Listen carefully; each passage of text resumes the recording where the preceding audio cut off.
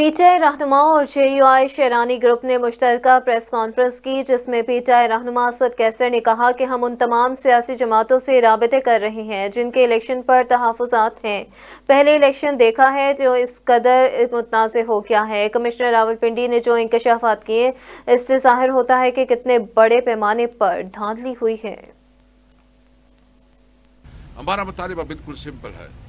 Form 45 جو کہ ایک قانونی ڈاکومنٹس ہے، جس کے بارے میں جو کہ ان حکومت کے اپنی ایک پروسیجر اس کے مطابق ہے، قانون کے مطابق ہے۔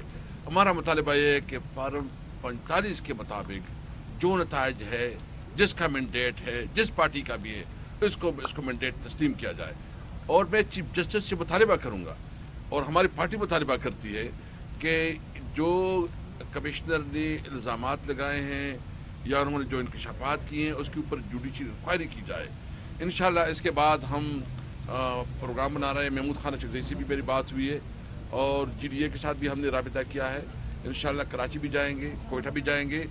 ہم کسی بھی صورت میں یہ کسی کو اختیار نہیں دیتی کہ وہ بند کمروں میں فیصلے کرے۔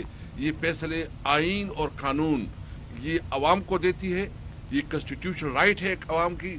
جس کو وہ مینڈیٹ دے، اسی کا اختیار ہے کہ وہ ملک کی نمائندگی کرے۔ عمر ایوب صاحب جو ہے نا، ہمارے پرائم منسٹر عہدے کے لیے نامزد وزیر اعظم کے لیے جو ہمارا کینڈیڈیٹ ہے، ہم سب سے بڑی پارٹی پی ٹی آئی اس وقت۔ اس منسٹر صاحب نے ایکسپلین کیا کہ تقریباً 180 سے زیادہ ہماری سیٹیں ہیں، ہم سے ہمارا نشان چھینا گیا۔ جو ہماری ریزرو سیٹیں ہیں اس کے لیے جو ہے نا ایک منصوبہ بندی کے تحت ہم سے نشان چھینا گیا۔ 2/3 میجارٹی ہماری بنتی ہے۔